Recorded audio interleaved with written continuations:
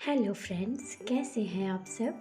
आज मैं आपको एक नई कहानी सुनाने जा रही हूँ जिसका नाम है दोपहर का भोजन, जो आदरणीय अमरकांत जी द्वारा लिखी गई है।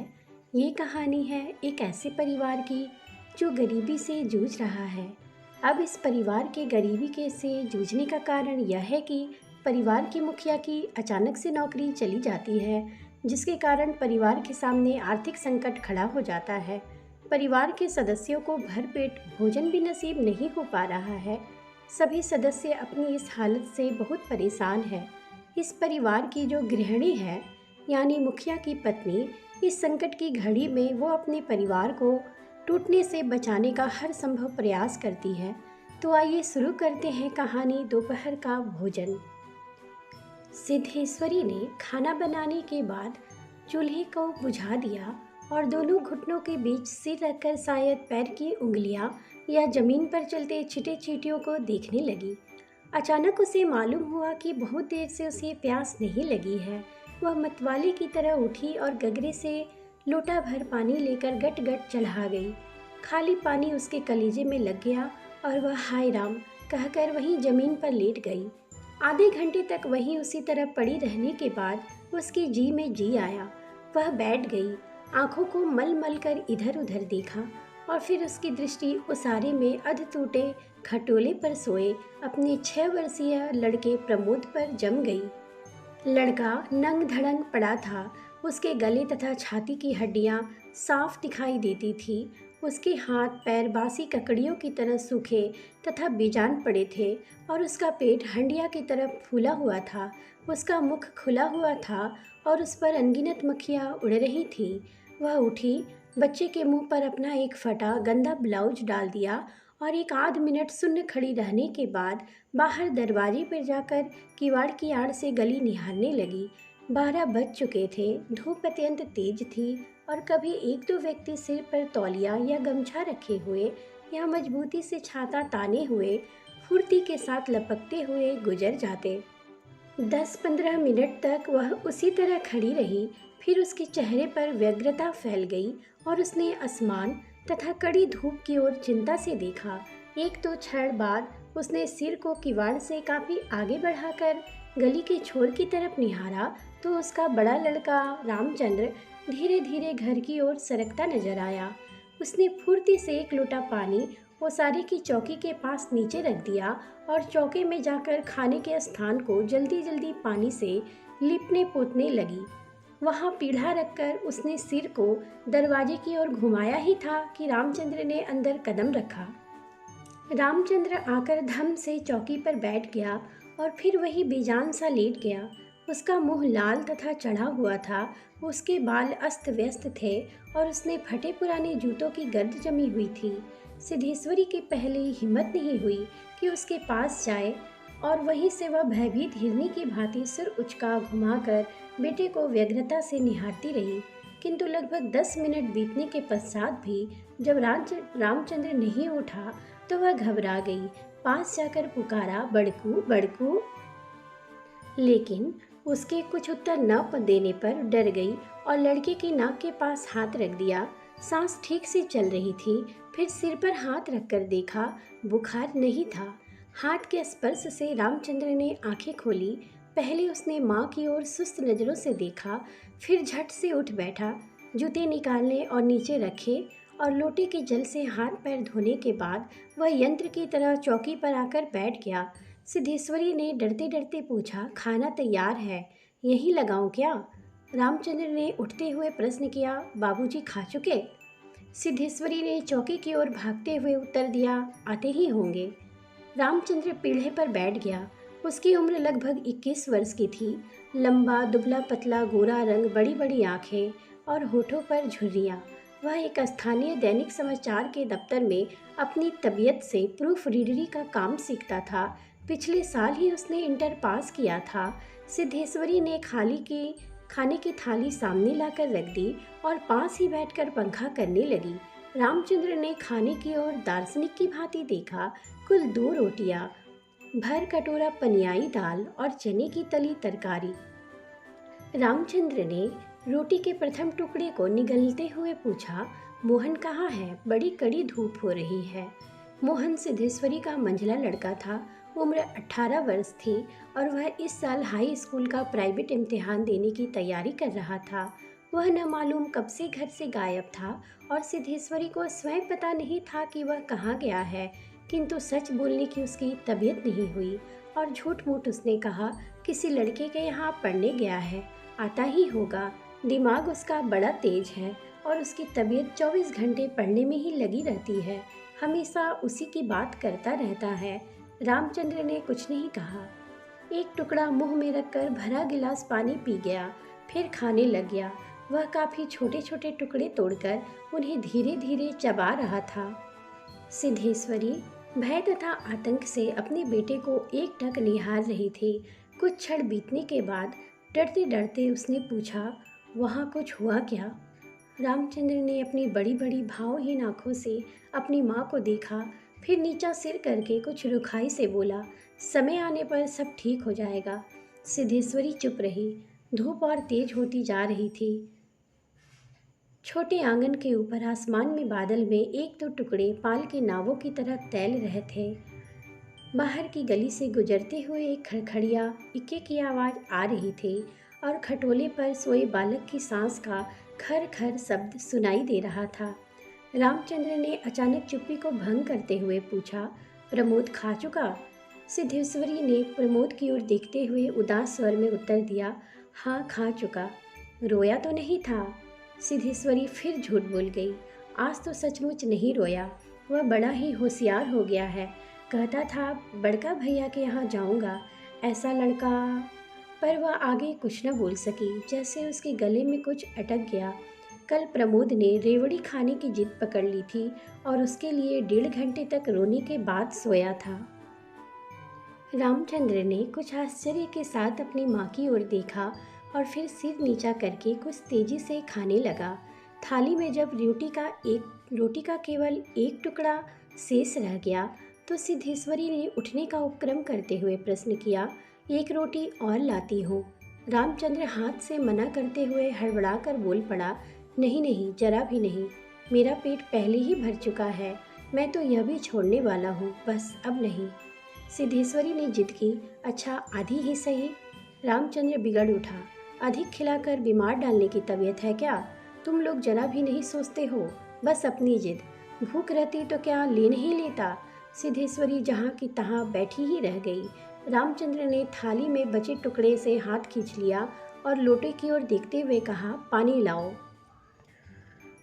सिद्धेश्वरी लोटा लेकर पानी लेने चली गई।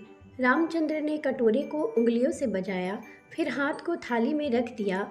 एक दो क्षण बाद रोटी के टुकड़े को धीरे से हाथ से उठाकर आंख से निहारा और अंत में इधर उधर देखने के बाद टुकड़े को मुंह में इस सरलता से रख लिया जैसे वह भोजन का ग्रास न होकर पान का बीड़ा हो। मंझला लड़का मोहन आते ही हाथ पैर धोकर पीढ़े पर बैठ गया।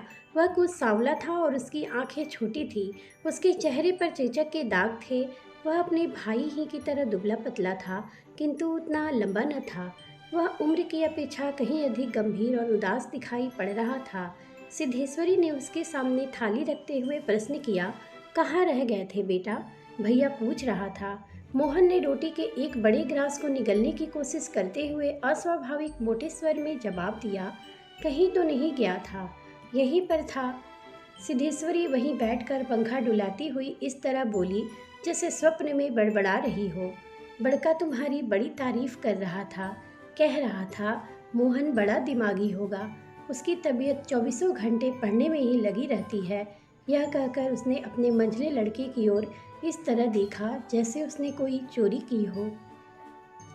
मोहन अपनी माँ की ओर देखकर फीकी हंसी हंस पड़ा और फिर खाने में जुट गया। वह परोसी गई 2 रोटियों में से एक रोटी, कटोरे की 3/4 दाल तथा अधिकांश तरकारी साफ कर चुका था। सिद्धेश्वरी की समझ में नहीं आया कि वह क्या करे। इन दोनों लड़कों से उसे बहुत डर लगता था। अचानक उसकी आंखें भर आई। वह दूसरी ओर देखने लगी। थोड़ी देर बाद उसने मोहन की ओर मुंह फेरा तो लड़का लगभग खाना समाप्त कर चुका था। सिद्धेश्वरी ने चौंकते हुए पूछा, एक और रोटी देती हूँ? मोहन ने रसोई की ओर रहस्यमय नेत्रों से देखा, फिर स्वस्थ स्वर में बोला, नहीं। सिद्धेश्वरी ने गिड़गिड़ाते हुए कहा, नहीं बेटा, मेरी कसम, थोड़ी ही ले लो। तुम्हारे भैया ने एक रोटी ली थी। मोहन ने अपनी माँ को गौर से देखा, फिर धीरे धीरे इस तरह उत्तर दिया जैसे कोई शिक्षक अपने शिष्य को समझाता है, नहीं रे, बस अव्वल तो अब भूख नहीं। फिर रोटियां तूने ऐसी बनाई है कि खाई नहीं जाती, ना मालूम कैसी लग रही है। खैर, अगर तू चाहती ही है तो कटोरे में थोड़ी दाल दे दे, दाल बड़ी अच्छी बनी है। सिद्धेश्वरी से कुछ कहते न बना और उसने कटोरे को दाल से भर दिया। मोहन कटोरे को मुंह लगाकर सुड़ सुड़ पी रहा था कि मुंशी चंद्रिका प्रसाद जूतों को खस खस घसीटते हुए आए और राम का नाम लेकर चौकी पर बैठ गए। सिद्धेश्वरी ने माथे की साड़ी को कुछ नीचे से खिसका लिया और मोहन दाल को एक सांस में पीकर तथा पानी के लोटे को हाथ में लेकर तेजी से बाहर निकल गया। 2 रोटियां, कटोरा भर दाल, चने की तली तरकारी। मुंशी चंद्रिका प्रसाद पीढ़े पर पालथी मारकर बैठे रोटी के एक एक ग्रास को इस तरह चुबला चबा रहे थे जैसे बूढ़ी गाय जुगाली करती है। उनकी उम्र 45 वर्ष के लगभग थी, किंतु 50-55 के लगते थे। सभी शरीर का चमड़ा झूलने लगा था। गंजी खोपड़ी आईने की भांति चमक रही थी। गंदी धोती के ऊपर अपेक्षाकृत कुछ साफ बनियान तार तार लटक रही थी। मुंशी जी ने कटोरे को हाथ में लेकर दाल को थोड़ा सुड़कते हुए पूछा, बड़का दिखाई नहीं दे रहा? सिद्धेश्वरी की समझ में नहीं आ रहा था कि उसके दिल में क्या हो गया है, जैसे कुछ काट रहा हो। पंखे को जरा और जोर से घुमाती हुई बोली, अभी अभी खाकर काम पर गया है, कह रहा था कुछ दिनों में नौकरी लग जाएगी। हमेशा बाबूजी बाबूजी किए रहता है। बोला बाबूजी देवता के समान है। मुंशी जी के चेहरे पर कुछ चमक आई। शर्माते हुए पूछा, क्या कहता है कि बाबूजी देवता के समान है? बड़ा पागल है। सिद्धेश्वरी पर जैसे नशा चढ़ गया था। उन्माद की रोगिणी की भांति बड़बड़ाने लगी, पागल नहीं है, बड़ा होशियार है। उस जमाने का कोई महात्मा है। मोहन तो उसकी बड़ी इज्जत करता है। आज कह रहा था कि भैया की शहर में बड़ी इज्जत होती है, पढ़ने लिखने वालों में बड़ा आदर होता है, और बड़का तो छोटे भाइयों पर जान देता है।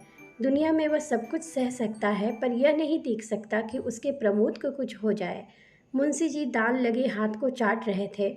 उन्होंने सामने की ताक की ओर देखते हुए हंस कर कहा, बड़का का दिमाग तो खैर काफ़ी तेज है, वैसे लड़कपन में नटखट भी था, हमेशा खेल कूद में लगा रहता था। लेकिन यह भी बात थी कि जो सबक मैं उसे याद करने को देता था उससे बर्राक रखता था। असल तो यह कि तीनों लड़के काफ़ी होशियार हैं, प्रमोद को कम समझती हो। यह कहकर वो अचानक जोर से हंस पड़े। 1.5 रोटी खा चुकने के बाद एक गिलास से युद्ध कर रहे थे। कठिनाई होने के पर एक गिलास पानी चढ़ा गए, फिर खर खर खांसकर खाने लगे। फिर चुप्पी छा गई। दूर से किसी आटे की चक्की की पुक पुक आवाज़ सुनाई दे रही थी और पास की नीम के पेड़ पर बैठा कोई पंडूक लगातार बोल रहा था। सिद्धेश्वरी की समझ में नहीं आ रहा था कि क्या कहे। वह चाहती थी कि सभी चीज़ें ठीक से पूछ ले, सभी चीज़ें ठीक से जान ले और दुनिया की हर चीज़ पर पहले की तरह धड़ल्ले से बात करे, पर उसकी हिम्मत नहीं होती थी। उसके दिल में जाने कैसा भय समाया हुआ था। अब मुंशी जी इस तरह चुपचाप दुबके हुए खा रहे थे जैसे पिछले 2 दिनों से मौन व्रत धारण कर रखा हो और उसको कहीं जाकर आज शाम को तोड़ने वाले हों। सिद्धेश्वरी से जैसे रहा न गया। बोली, मालूम होता है अब बारिश नहीं होगी। मुंशी जी ने एक क्षण के लिए इधर उधर देखा, फिर निर्विकार स्वर में राय दी, मक्खियाँ बहुत हो गई हैं। सिद्धेश्वरी ने उत्सुकता प्रकट की, फूफा जी बीमार है, कोई समाचार नहीं आया? मुंशी जी ने चने के दाने की ओर इस दिलचस्पी से दृष्टिपात किया जैसे उनसे बातचीत करने वाले हों। फिर सूचना दी, गंगा शरण बाबू की लड़की की शादी तय हो गई है, लड़का एमए पास है। सिद्धेश्वरी हठात चुप हो गई। मुंशी जी भी आगे कुछ नहीं बोले। उनका खाना समाप्त हो गया था और वे थाली में बचे कुचे दानों को बंदर की तरह बीन रहे थे। सिद्धेश्वरी ने पूछा, बड़का की कसम, एक रोटी देती हूँ, अभी बहुत सी है। मुंशी जी ने पत्नी की ओर अपराधी के समान तथा रसोई की ओर कनखी से देखा। तत्पश्चात किसी छंटे उस्ताद की भांति बोले, रोटी रहने दो, पेट काफ़ी भर चुका है, अन्न और नमकीन चीज़ों से तबीयत उब भी गई है, तुमने व्यर्थ में कसम धरा दी। खैर, कसम रखने के लिए ले रहा हूँ। गुड़ होगा क्या? सिद्धेश्वरी ने बताया कि हंडिया में थोड़ा सा गुड़ है। मुंशी जी ने उत्साह के साथ कहा, तो थोड़े गुड़ का ठंडा रस बनाओ, पीऊँगा। तुम्हारी कसम भी रह जाएगी, जायका भी बदल जाएगा, साथ ही साथ हाजमा भी दुरुस्त होगा। हाँ, रोटी खाते खाते नाक में दम आ गया है। यह कहकर वे ठहाका मारकर हंस पड़े। मुंशी जी के निपटने के पश्चात सिद्धेश्वरी उनकी जूठी थाली लेकर चौके की जमीन पर बैठ गई। बटलोई की दाल के कटोरे में उड़ेल दिया, पर वह पूरा नहीं भरा। छिपली में थोड़ी सी चने की तरकारी बची थी, उसे पास खींच लिया। रोटियों की थाली को भी उसने पास खींच लिया।